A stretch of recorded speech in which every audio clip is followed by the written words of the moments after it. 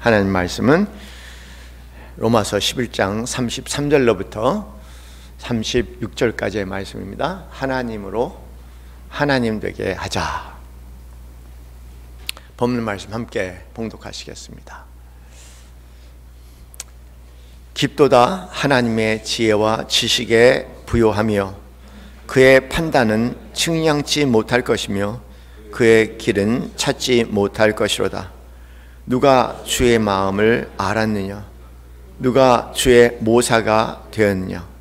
누가 주께 먼저 드려서 갚으심을 받겠느냐? 이는 만물이 주에게서 나오고 주로 말미암아 주께로 돌아감이라.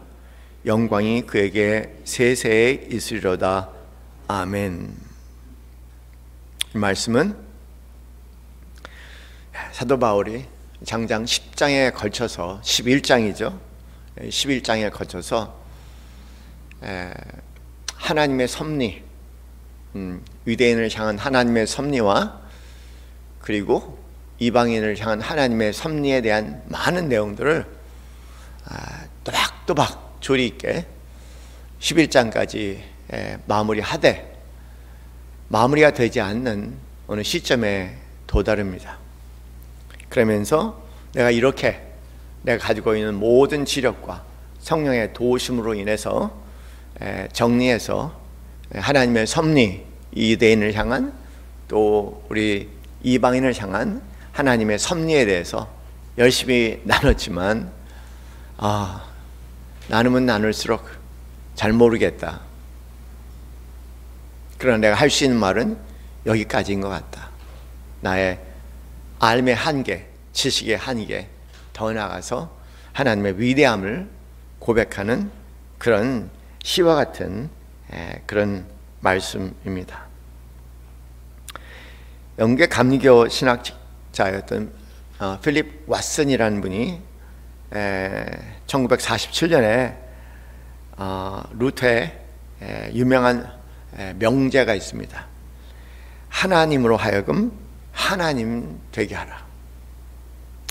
루터가 종교 개혁을 일으키면서 10개의 자기의 신앙 명제를 이야기합니다. 첫 번째가 뭐냐면요, 바로 이 명제입니다.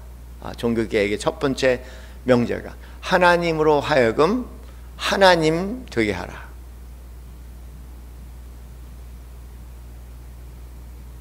하나님으로 하여금 하나님 되게 하라. 그리고 두 번째, 하나님 말씀만이 성경이다. 이렇게 해서 10개의 항목을 이야기합니다. 그 10개 항목의 첫 번째 항목이 바로 이건데, 이 항목을 가지고 필립 왓슨이라는 분이 책을 내셨습니다. 역시 그 책에서 종교개혁자인 마틴 루터의 가장 핵심적인 사상은 이 한 문장에 담겨 있다고 얘기합니다. 하나님으로 하여금 하나님 되게 하라. 이게 뭐를 의미할까요? 한번 여러분의 삶 생각해 보면서 이 문장을 들이댈 때 이게 무엇을 의미하는지, 하나님으로 하여금 하나님이 되게 하라.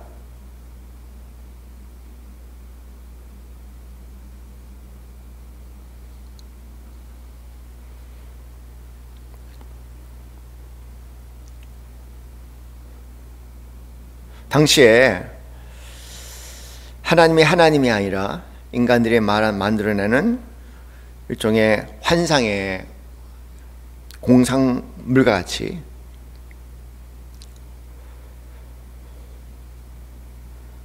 여겼던 사람들이 많았나 봐요. 루터 당시에도 그랬지만 오늘날에도 여전히 비슷한 문제가 되겠죠. 이것을 좀 풀어서 얘기한다면 자신의 목적을 이루기 위해서, 자신의 목적을 이루기 위해서 하나님을 하나의 방편으로 생각하는 신앙인들의 모습이었습니다. 오늘날도 사실 이런 모습이 만연이 되어 있죠.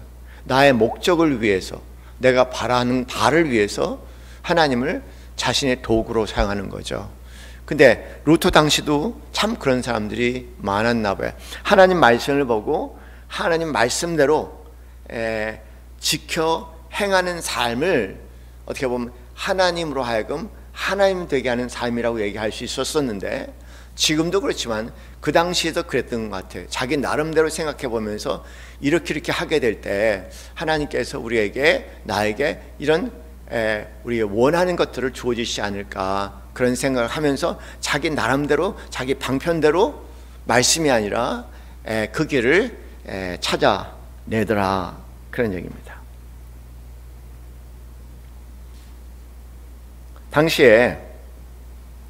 루터 당시에 참 어려웠습니다.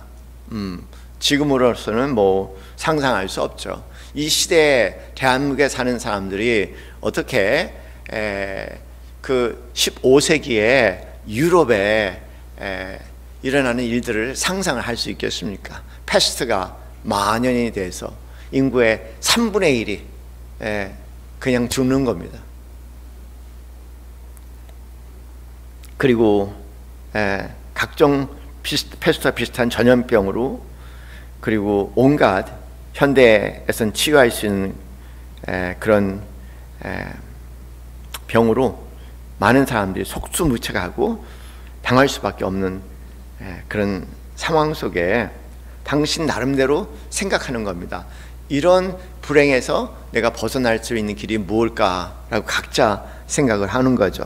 그래서 어떤 사람들은 이런 고통과 이런 불행을 벗어나기 위해서 자신들이 상상할 수 있는 그 모든 것을 동원해서 신앙생활 가운데 하나님을 빙자해서 길을 찾아내기 시작합니다. 어떤 분들은 성지순례를 해라 라는 얘기를 들어요. 그러니까 성지순례를 하면은 하나님께서 이 모든 역병과 그리고 불행에서, 고통에서 우리를 구해줄 거다. 그래서 많은 사람들이 성지순례를 갔습니다. 그리고 어떤 사람들은 십자군 전쟁에 참여해라 같은 그런 유사한 동료들을 하는 거죠. 시대적으로 맞지 않는 얘기지만은 그 유사한 동료도 그 시대에 있었습니다.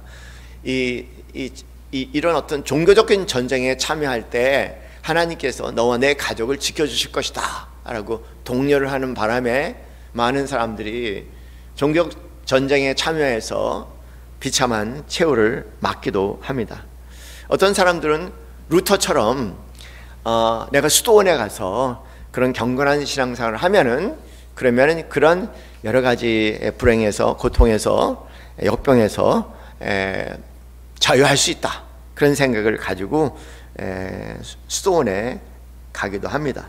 어떤 분들은 거액의 헌금을 교회에 내놓기도 하죠. 루터가 너무나 재미난 얘기를 하는 것이요, 루터가 얼마나 진지하게 수도원 생활을 했냐면요,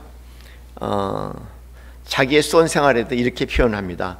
수도사 생활로 천국에 들어갈 사람을 한 명만 뽑는다면 그것은 분명히 내가 될 것이다. 그렇게 얘기할 정도로 참 어쨌든 굉장히 수도원 생활에 최선을 다했던 것 같아요. 그런데 이분 하는 얘기는 뭐냐면, 성경에도 어디 그런 것이 없다는 거예요.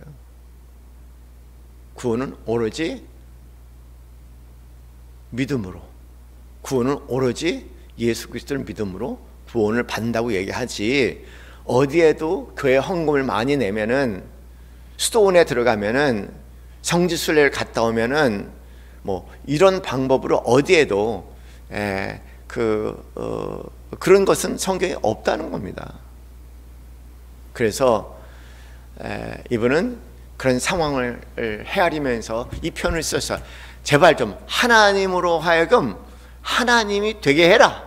왜 하나님으로 되는, 하나님이 하나님 되게 하는, 그렇게 방해하는 거냐, 신앙인들에 대해서 얘기하는 거예요. 신앙인들에 대해서 하나님이 하나님 되게 하는 걸 왜 그렇게 방해하는 거냐, 거기 성경에 있느냐, 성경 말씀대로 따라라.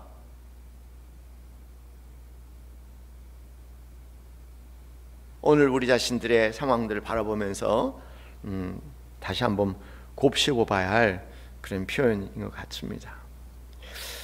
칼 바르트라는 유명한 신학자가 있는데요. 이 하나님으로 하여금 하나님 되게 하라, 이 표현에 대한 해석을 그분은 좀 달리합니다. 루터가 발견한 그 위대한 발견은 하나님과 인간 사이에 놓여 있는 무한한 질적 차이라는 거예요. 하나님과 인간 사이에는 무한한 질적 차이가 있다, 그런 얘기예요. 루터가 하나님으로 하여금 하나님 되게 하라는 그 표현은 근본적으로 하나님 아버지와 그리고 우리 인간 사회에는 근본적으로 아주 좁힐래야 좁힐 수 없는 질적 차이가 있어서 그 질적 차이를 이분은 뭐라고 표현하냐면 시면, 그 끝을 알 수 없는 그 시면이 있다고 얘기하는 겁니다. 그래서 인간이 하나님의 뜻을 알기는 아주 어렵다는 겁니다. 인간이 하나님의 섭리를 알기는 아주 어렵고, 단 뭐냐면 성령께서 조명을 해 주셔야지, 성령께서 빛을 비춰주실 때에 비해서 우리는 그것도 확실한 것이 아니라 어렴풋이 하나님의 섭리와 하나님의 뜻을 알 수 있다.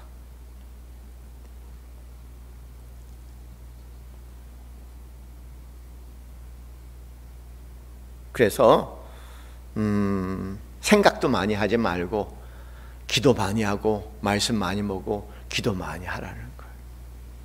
그 외에는 말씀을 보고 말씀이 내게 하나의 실존적인 경험이 되려면 성령이 역사하셔야 되니까, 성령이 역사하시려면 오로지 기도만 가능한 거니까, 성령님은 오로지 기도로만 가능한 거예요. 그래서 그 시면이 깊으니 말씀과 그리고 오로지 기도에 전념하라. 그 가운데 하나님이 하나님으로 역사하실 것이다, 그렇게 얘기를 하는 겁니다. 주일날 그런 말씀을 드렸어요. 잠언 말씀 인용하면서 하나님을 인정하라. 범사에 하나님을 인정하면 그가 모든 길을 인도하시라, 지도하시라고 지도하신다 그랬어요. 범사에 하나님을 인정하라. 그리하면 그가 너의 길을 지도하시리라. 하나님을 인정한다는 표현에 대해서 저는 하나님을 경외하라는 표현으로 사용됐어요. 무슨 뜻이냐면요, 이런 뜻입니다. 하나님은 무한하신 분이고요, 우리는 아주 유한한 존재잖아요.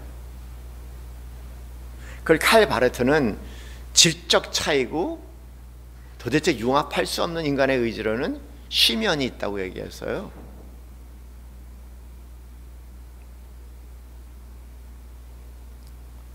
하나님을 경외한다는 것은 뭐냐면 유한한 존재로서 유한한 생각 가운데 살아갈 수밖에 없는 우리를 바라보면서 무한하신 하나님을 바라보는 것을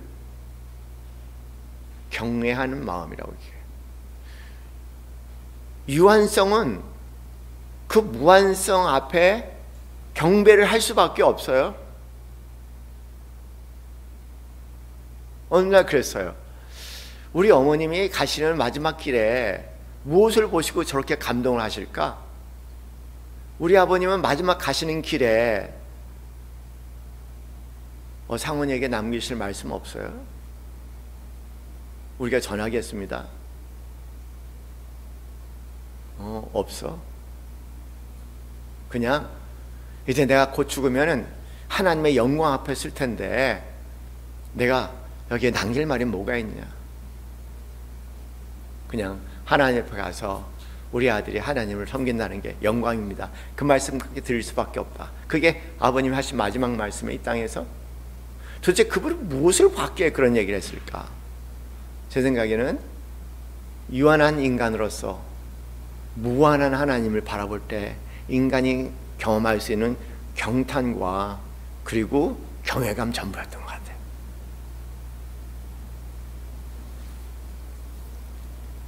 사랑하는 성도님들,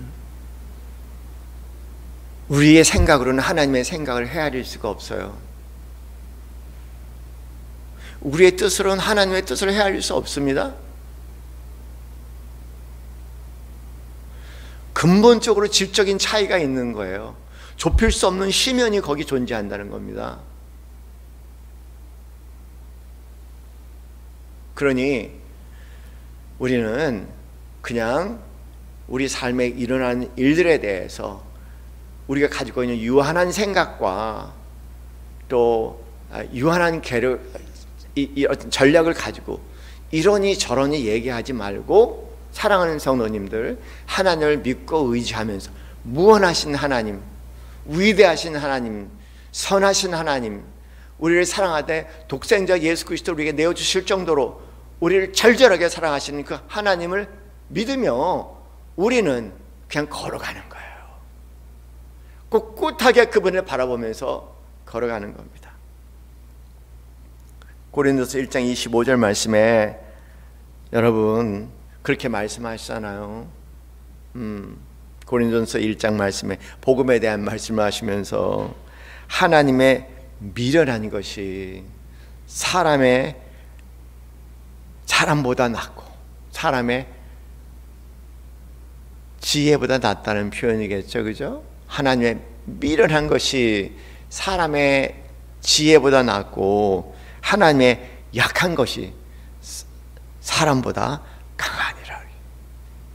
하나님 비교표죠. 하나님이 아무리 약해도 어떤 인간의 강함보다 강한 것이 하나님이라고 얘기하시는 거예요. 이사야서 55장 8절 9절 말씀에 그렇게 말씀하십니다. 여호와의 말씀에 내 생각은 너희 생각과 다르며 내 길은 너희 길과 달라서 땅보다 높음 같이 내 길은 너희 길보다 높으며 내 생각은 너희 생각보다 높으니라. 아멘.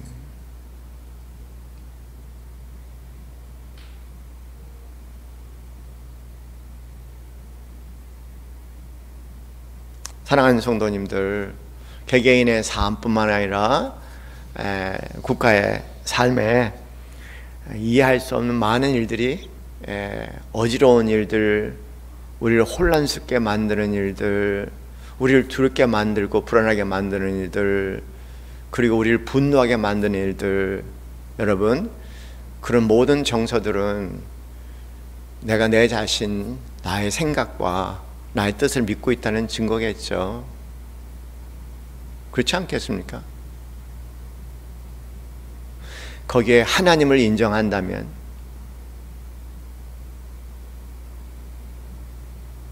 우리는 어떤 상황 속에서도 꿋꿋하게 주님을 바라보며 믿음으로 찬양과 기도로 가지 않겠습니까?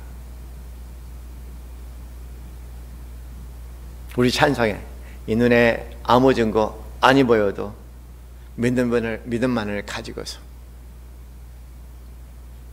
걸어가세. 여러분, 찬양할 타임에 개인의 삶에 힘들고 어려우시면은 찬양할 타임입니다. 국가의 혼란스러움을 바라보고 여러분 그 혼란에 빠진다면은 아무런 유익함이 없어요. 또 찬양하는 겁니다. 이 눈에 아무 증거 아니 보여도 믿음만을 가지고서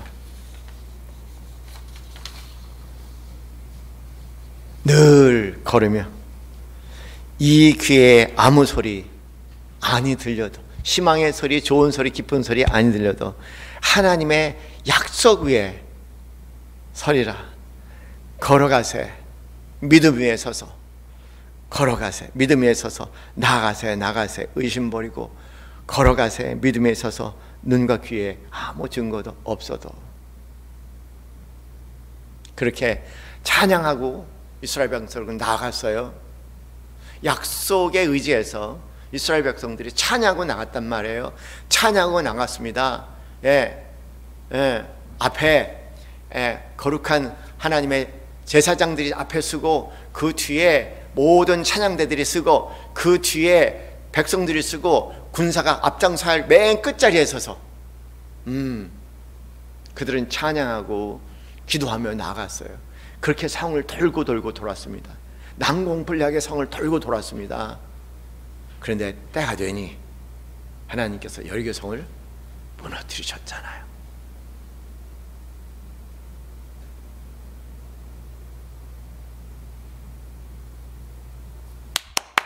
아멘이죠?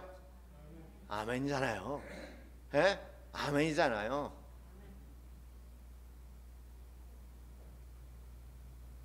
그렇지 않으면 아멘 안 하면 살 길이 있어요? 무슨 길이 있어요? 아멘 하지 않으면. 난 이것도 다 하나님께서 하시는 일이라고 생각합니다.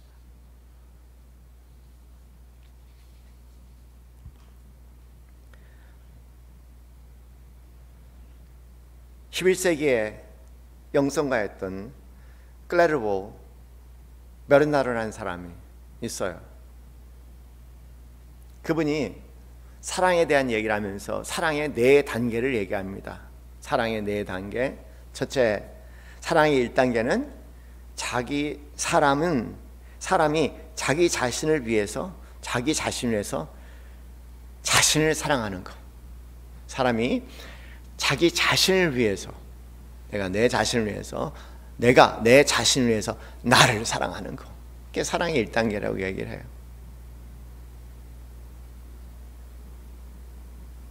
사랑의 두 번째 단계는 사람이 자신의 축복을 위해서, 사람이 자기를 위해서 하나님을 사랑하는 것.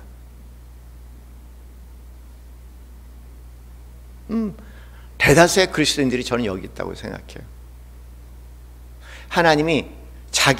사람이 자기를 위해서 하나님을 사랑한다. 아까 말씀드린 것처럼 자기의 목적하는 바, 자기가 원하는 바를 위해서 하나님을 사랑한다고 얘기하는 거죠. 우리 그거 이해할 수 있어요.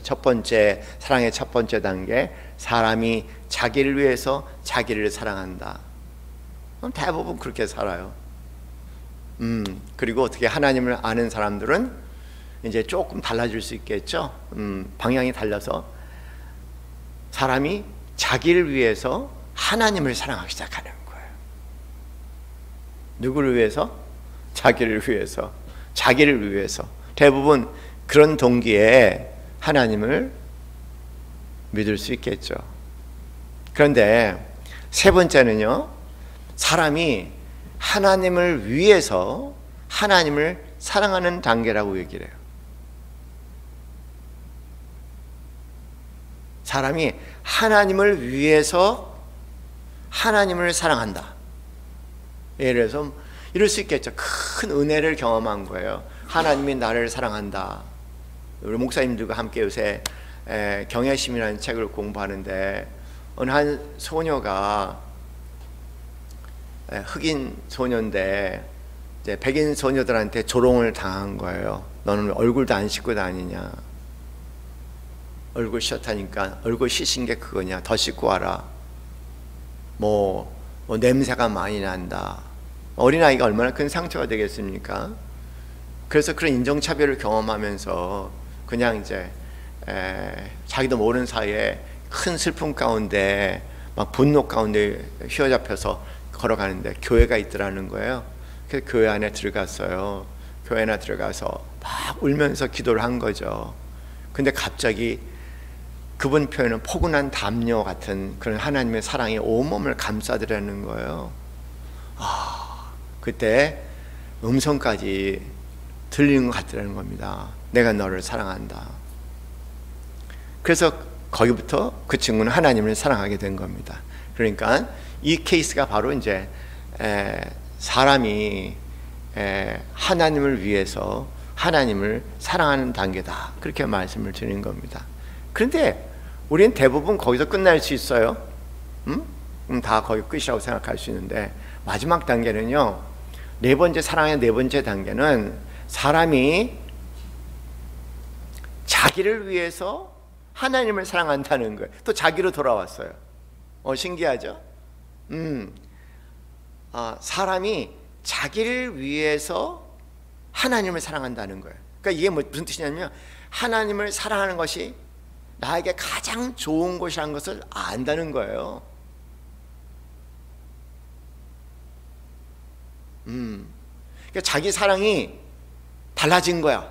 목표와 방향성인 게.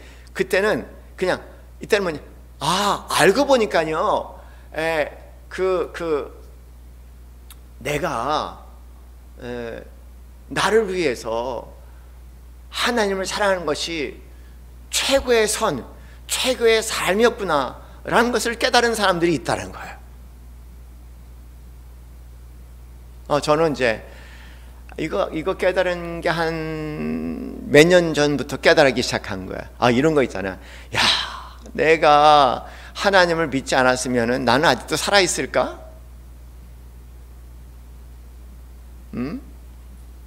젊은 시절을 돌아볼 때 계속 그렇게 살았다면, 야, 나는 지금 어떻게 되니까? 난 지금 살아있을까?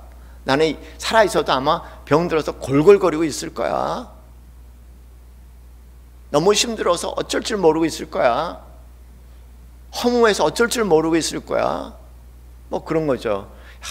참 내가 그때 어떻게 하나님을 만나서 하나님을 사랑하게 되고 하나님을 사랑한 것이 오늘 내가 생각했던 노상원이 살아갈 수 있는 가장 이상적인 상태의 삶을 그나마 살아갈 수 있도록 도와주셨을까. 그렇구나. 그렇구나. 그런 상황을 여러분이 경험하신다면 그 표현을 아실 거예요.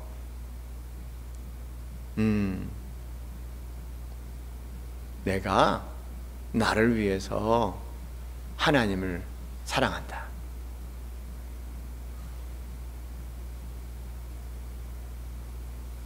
그것이 하나님을 사랑한 것이 나에게 최선이다. 알고 보니까. 그러니까 대상이 하나님 되는 것이 아니라 나로 돌아오는데 신기하게 그 하나님을 사랑한 것이 나의 최선이고 나의 최고라는 것이에요. 여러분 혹시 여러분 신앙에 그런 고백하실 수 있는 단계 아니겠어요? 이 나이가 되면은. 그렇죠? 그렇지 않으세요? 돌아보니 참 하나님을 사랑하는 것이 나를 위한 것이었구나. 나를 위한 최선이었구나. 그래서 나를 위해서도 하나님을 사랑하겠다는 거예요. 하나님, 나를 위해서 이렇게 살겠다. 하나님 말씀하는 대로 그래, 순종하는 거. 이 말씀에 순종하는 것이 나를 위해서 가장 좋은 삶이야. 나를 위해서 하나님을 사랑한다.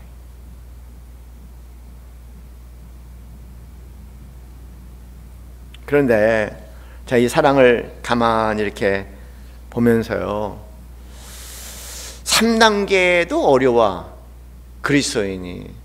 4단계도 그리스도인에게 어려워. 나는 젊은 친구들에게 정말 이거 하나 깨달았으면 좋겠어요. 젊은 친구들이 하나님을 사랑한 것이 나를 위한 것이구나. 하나님을 사랑한 것이 나를 위한 것이라고 생각하면요, 얼마나 삶이 규모가 있고 정갈하고 아름다울까 생각하는 거예요. 젊은이들이 깨닫기 너무 어려워요. 젊은이들의 신앙생활은 기껏해야 그냥 나를 위해서 하나님을 사랑하는 거죠. 나의 어떤 목적을 이루기 위해서.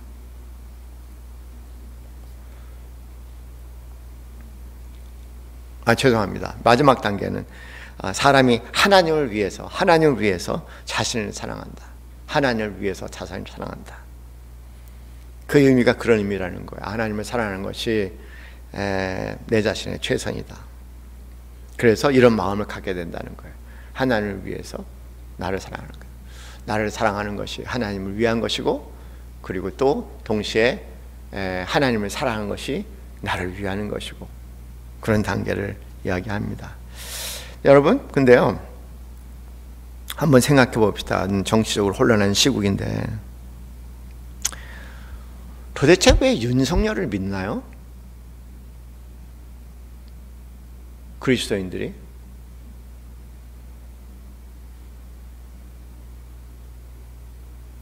왜 그리스도인들이 윤석열에 대해서 그렇게 희망을 거나요? 윤석열이 하나님을 믿는 사람인가요?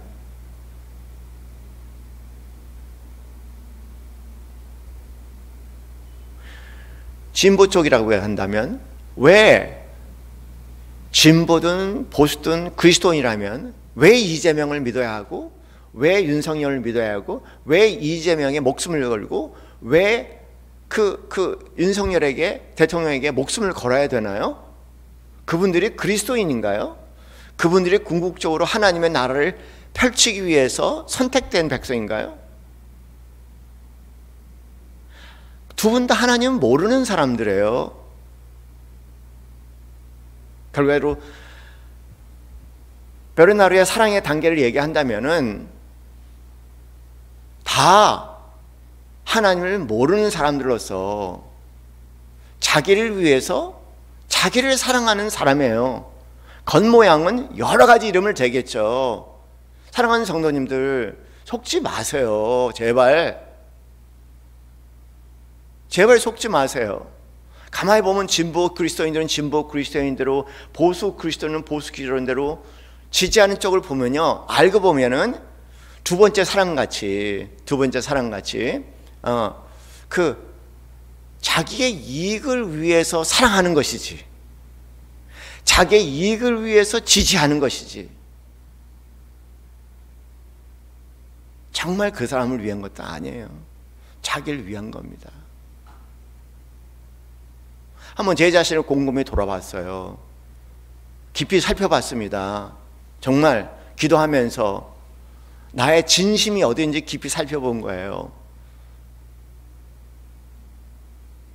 여러 가지 이유에서 나한테 유익함이 많은 것 같아요. 어느 쪽을 지지해 주는 것이. 아, 그랬었구나. 그런데 갑자기 기도하면서요,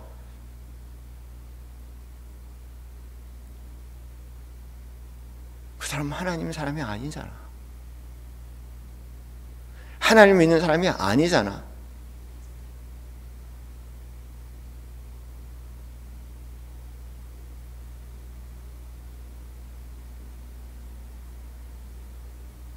하나님에 전혀 관심이 없는 사람입니다. 당연히 하나님 나라에 관심이 없는 분들이에요. 그렇지 않아요? 그렇지 않습니까? 정말 황당한 게요, 왜 교회가 찢어져야 되는지 정말 이해가 안 돼요. 정말 이해가 안 돼요. 미쳐버린 사람들 같아요. 요새는 그래, 사회과학자들의 21세기의 인간을 분석을 해보니까 믿음이 없는 사람들이래요. 종교심이 없는 사람들이래요. 근본적으로 21세기의 현대인들은 종교심이 없는 사람들이에요. 그런데 종교심이라고 얘기한 건 인간의 본능이에요. 본성이에요. 그래서 종교심을 기존 교회나 기존 종교에서 그런 자기의 인간의 본능인 종교심을 찾을 수가 없으니까 그 종교심과 유사한 형태의 그런 모방을 찾아다니는데 그게 정치래요. 종교하고 가장 가까운 게 정치래요. 그래서 대한민국이 무종교인들이 전 세계에 제일 많아지고 무신론자들이 전 세계에 제일 많아지는 이 과정 가운데서 그들 안에 본성 가운데 숨겨져 있는 종교심을 어딘가는 발휘해야 되는데 그 모든 발휘가 어디로 가버렸냐면요, 정치로 가버렸다는 거예요. 한번 곰곰이 생각해야 할 표현이에요. 사회과학자 분석이, 우리나라 사회과학자 분석이 아니라 미국의 유명한 사회과학자 분석입니다.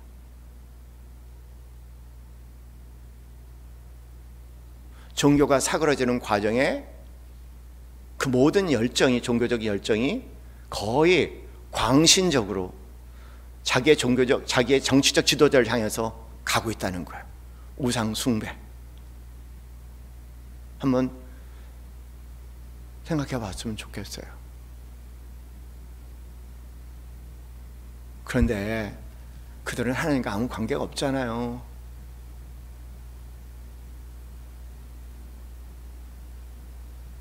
그들은 하나님 나라를 세우는 게 아무런 관심이 없는 사람들입니다. 자기가 생각하는 각자 자기 나름대로 의라는 것. 우리 기독교인이 얘기하는 의는 그런 의 아니잖아요. 우리 기독교의 의는 예수님이 의죠. 예수님의 보혈이 의죠. 그들의 의하고는 전혀 관계없는 의 아니겠습니까? 자기 나름대로 유한한 인간성, 그런 의인들은 인류 역사에 수없이 많았어요. 그런 의의를 주장하는 사람들은요, 세고 셌어요. 엄청나게 많아요. 그런 엄청나게 많은 수많은 의인들일지 몰라요. 그러나 어쩔 수 없는 인간, 의인, 유한성의 인간일 뿐이에요.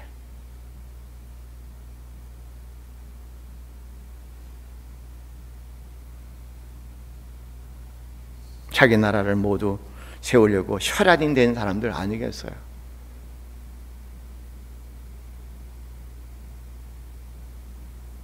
그 어느 누구도 하나님을 아버지라 부르진 사람들이 아니죠.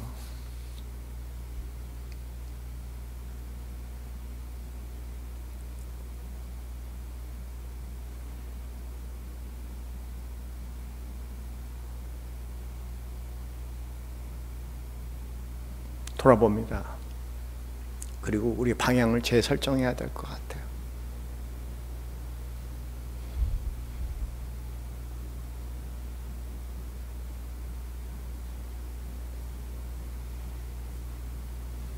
그 모든 열정, 하나님을 향해서 재정렬되어야 되겠고요.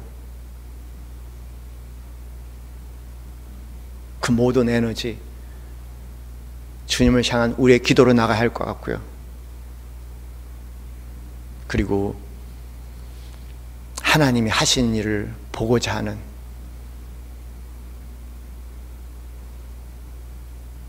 그분이 하시는 놀라운 일들을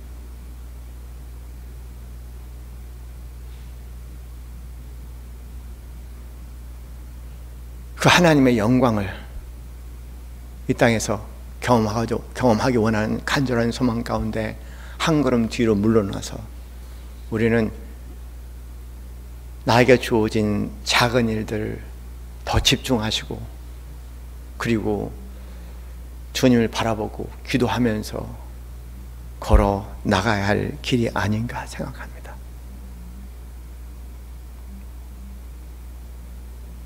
어느 성도님과 통화를 하는데 제가 한때 상담을 해드렸던 분인데 전화가 오셨어요. 제가 무슨 일이 있어 전화를 드렸죠. 그래서 얘기가 시작이 됐는데 갑자기 목사님 제가 이렇게 차를 타고 운전해서 가는데요,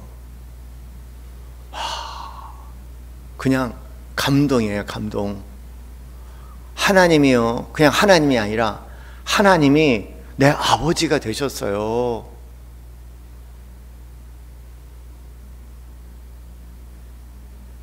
그래서 제가 그랬습니다. 성령님이 역사하셨군요. 고와 같은 마음, 평생 고와 같은 마음으로 사셨는데 그렇게 바랐는데 안 됐는데 드디어 내가 운전하고 있는데 성령께서 감동하셔서 하나님이 아버지가 됐잖아요. 아, 그렇군요, 목사님. 성령님이 하신 거군요. 그렇죠. 여러분, 많은 그리스도인들이 아버지, 하나님 아버지 그렇지만 실존의 하나님 아버지, 관념의 하나님 아버지야. 실존의 하나님 아버지가 아니에요. 내가 경험적으로. 그건 성령님이. 하나님 아버지, 우리가 교리 시간에 배울 수 있어요? 성경을 보고 읽을 수 있어요? 하나님 아버지라, 하나님 아버지 그렇게 할 수 있죠? 그럼 관념에 내 머리 안에 하나님이죠. 그러나 그것이 몸에 말씀이 육신이 된 같이 말씀이 육신이 되려면 성령님이 역사하셔야 돼요. 그럼 성령님이 역사하셨네요. 아, 그렇군요. 이게 성령님의 역사하심이군요. 성령님이 역사하시니까, 성령님이 역사하셨으니까 하나님 실존적인 하나님 아버지가 되신 거죠. 너무너무 좋대요. 너무너무 좋대요. 나도 그거 알아요. 저도 그거 알아요. 어느 날 제가요, 잠을 자고 있었었는데 마치 하나님이 사무엘을 부르듯이 사무엘아 부르듯이 상원아 부르는 소리에 벌떡 깼어요. 제가요. 그리고 앉았어요. 그냥 앉아 있었어요, 침대에. 계속 앉아 있었어요. 그런데 그 소리가 들리는 거예요. 이게 꿈인지 생시인지 구별이 안 되는 거예요. 상원아, 상원아.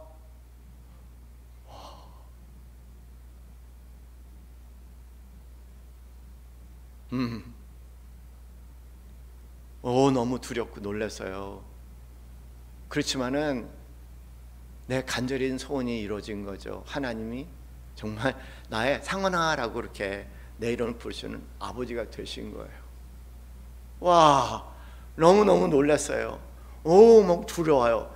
그런데 이런 말할 수 없는 기쁨이 거기 함께 있더라, 그 얘기예요. 와.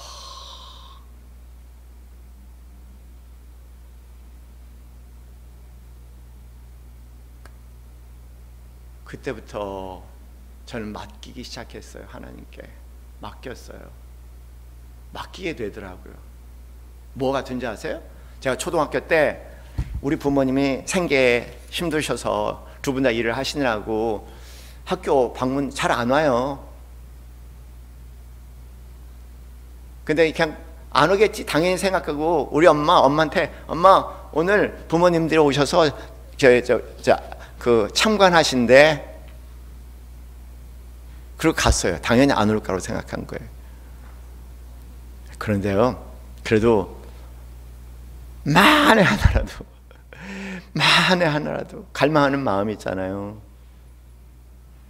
그래서 여러분 옛날 교실도 보면 창문들 있잖아요. 거기 이렇게 부모님들 이렇게 보시잖아요.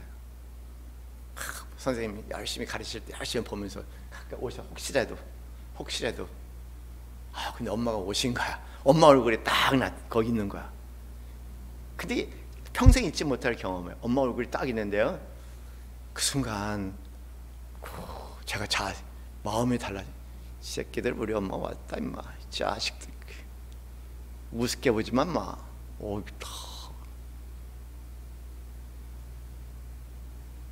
제가 상원아 음성에 깨서 이거 뭐지? 이게 꿈인가? 생신가? 또 깨는데도 불구하고 상원아 두 번 부르는 소리에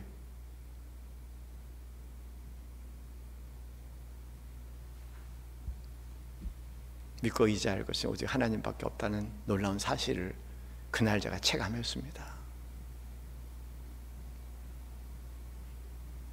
때로 그런 생각을 해요.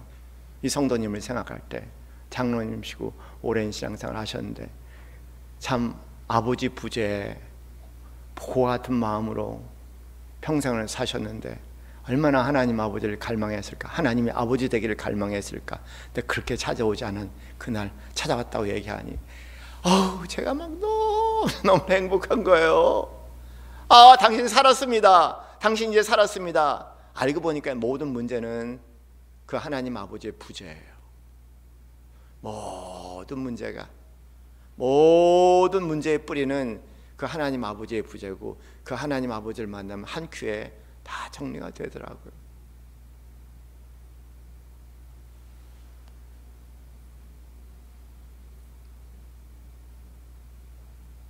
기도하세요. 하나님이 되시기를 바랍니다. 내 삶 구석구석에 하나님 되시기를 바랍니다. 노사한 목사에게 허락하신 것이 우리에게도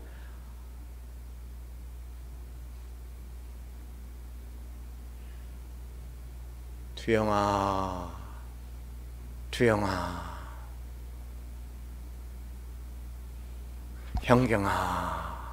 형경아 그 하나님의 음성이 들리신다면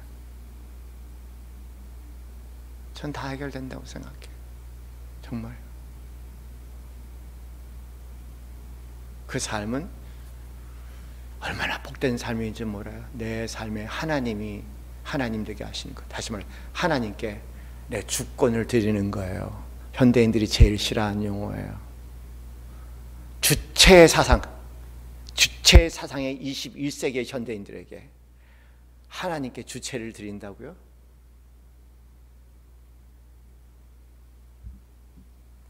그러나 21세기의 사람들에게 많은 신앙인들에게 여전히 내가 주체가 되어 있어요. 너무 고생해요. 너무 힘들어요. 너무 불행해요. 답이 없어요. 100년을 살아도 거기엔 답이 없습니다.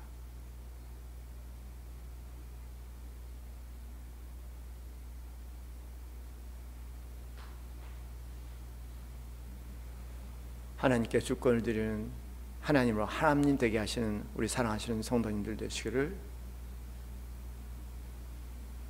주님의 이름으로 간절히 축원합니다. 기도하겠습니다. 하나님 살면서 개개인의 삶에 많은 일들이 일어날 수 있습니다. 거기에 하나님을 인정하고 하나님께 주권을 드리는 삶이 얼마나 많은 놀라운 기적을 일으키는지 저는 압니다.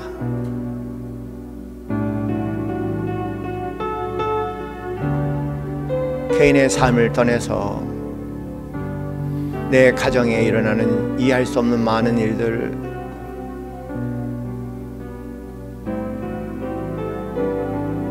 그 모든 수수께끼 같은 실타기를 풀어나는 주권을 하나님께 드린다면 더 바른 치유와 온전의 기적이 일어날 것 같습니다.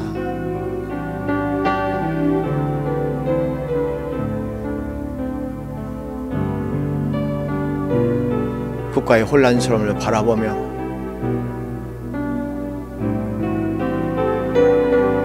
이 일 가운데 하나님을 인정하고 하나님께 주권을 드리며 하나님을 향해 더욱더 정화되어가는 나의 삶과 대한민국의 모든 그리스도의 삶 속에 하나님이 하시는 경외롭고 경이로운 놀라운 일들을, 그 기적을 허락하실 것입니다. 하나님,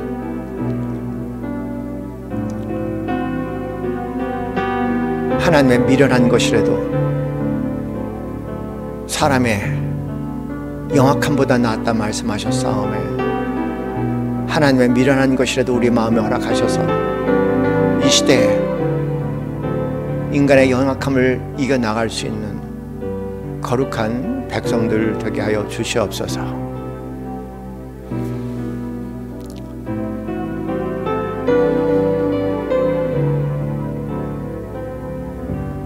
이제는 우리 주 예수 그리스도의 그 크신 은혜와 하나님 아버지의 지극하신 사랑과 성령님의 교통교감하심이 내 삶 모든 구석에 하나님의 주권을 인정하고 하나님으로 하나님 되게 소원하는 이 자리에 사랑하는 성도들 머리 위에 지금부터 영원까지 함께 있기를 간절히 축원하옵나이다. 아멘.